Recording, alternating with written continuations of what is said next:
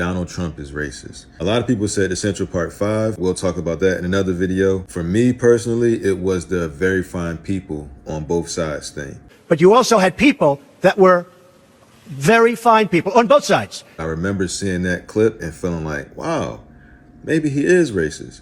And I just happened to come across this video on YouTube. It basically said that the clip was edited and that I should go back and watch the entire clip. So I watched the entire thing. It got to that point where he says very fine people on both sides. And I'm like, see, that's exactly, I knew he said that. There's no point in me even continuing to watch this. And then it goes on and it gets to the part where he's like. And I'm not talking about the neo-Nazis and the white nationalists because they should be condemned totally. So he said he wasn't talking about the neo-Nazis and white supremacists. Why would they show me part of the story and make me feel like this? Even in the presidential debate against Joe Biden, he brought up the very fine people thing. He said, I think they're fine people on both sides.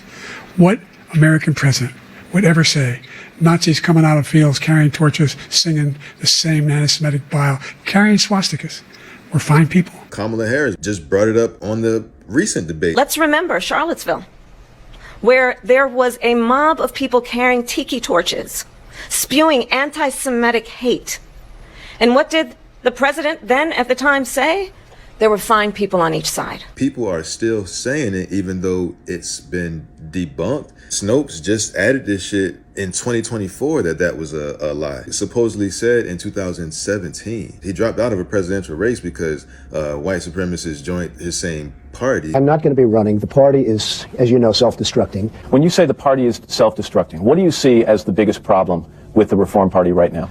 Well, you've got David Duke just joined, a bigot, a racist, a problem. I mean, this is not exactly the people you want in your party. Then you find that clip of him with Jesse Jackson. Beyond that, in terms of reaching out and being inclusive, he's done that too.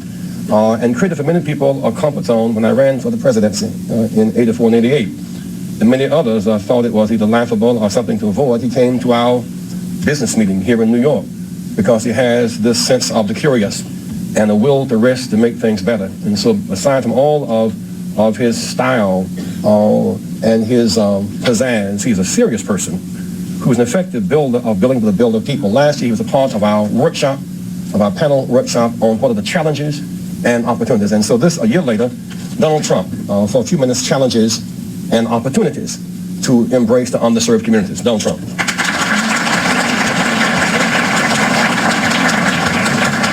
Well, it is an honor to be here. You see the clip with him on The View and him and Whoopi Goldberg. She's saying that they're friends. I don't think I'm going to get Whoopi's vote. If you did, let me just ask, if you did beat... And she likes me. She even put me in her movies. She put me in her movies, right? A long time ago. And how much did I charge? Nothing. Like they say in the contract.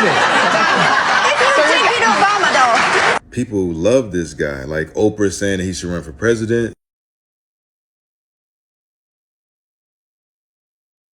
Do you have a vice presidential candidate in mind? Well, I really haven't gotten quite there yet. It's just Oprah. I love Oprah. Oprah would always be my first choice. Oprah, your competitor, right? Oprah's competitor. You know what? I'll tell you, she's really a great woman, though. She is a terrific woman. She's somebody that's very special.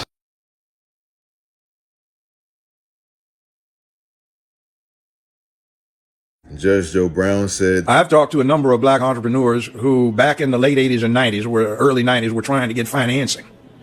They couldn't. Somebody told them to go check with Donald Trump. So they come back and tell me they got a loan from Donald Trump. He gave them a term loan. Show up with the interest in the principal, one check. But they had to go see him personally. They independently relate this tale that when they saw him, he said, this what you supposed to pay me? This our agreement? I said, yeah. And then tore the check up, shook their hands, and congratulations. Now run your business. And this was when? This was back in the 90s. Waka Flocka talks about how he showed him how to increase his wealth. Get a C Corp to run an LLC. If you want to make it even deeper, go get a trust fund and run a corp that runs the LLC.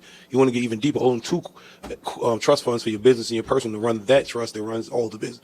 It can get deep, my God. Absolutely. And Donald Trump actually showed me that method. People will say that they want truth, but when you try to present them with information that goes against their beliefs of Donald Trump, they act like this. He's condemned white supremacy over 20 times. Oh, yes, when? Could you tell me when? Yeah, absolutely. Would you like to see a video of montage of 20 times that he's done it? Oh, actually, no. I'm more interested in walking up in... But how are we going to learn if we don't challenge our ideas? I mean, you just made a statement that is actually inaccurate, and I can show you video evidence of why it is. I mean, would you like to see that? No, thank you. He's condemned white supremacy and the KKK over 20 times. Over 20 times? Yeah. Do you have him right here? Can I listen to it? Absolutely, you can. Let me pull it up for you right now. All right. What's that? By the way, I'm James. How's your day going, man? It'd be a lot better if you guys were wearing masks. We can socially distance. Yeah, I gotta go. Wait. You don't want to see the examples? I have 20 examples right here. He is a white supremacist. It's just like Yuri said. Exposure to true information does not matter anymore.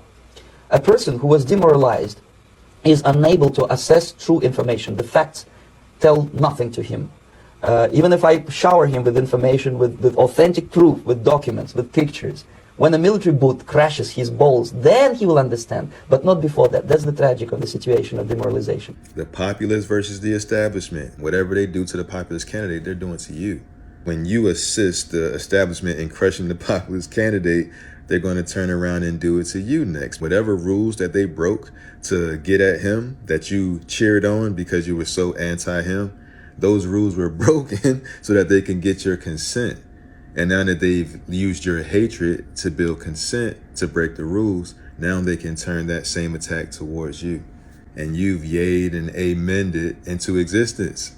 If you previously believed that Trump was racist and then something changed your mind, I'd like to know, what was that moment? Thank you for watching again. Like I said, I appreciate your time and attention because you can't get it back. Leave whatever opinions that you want in the comments, and I'll see y'all in the next one. Peace. I made a video the other day asking people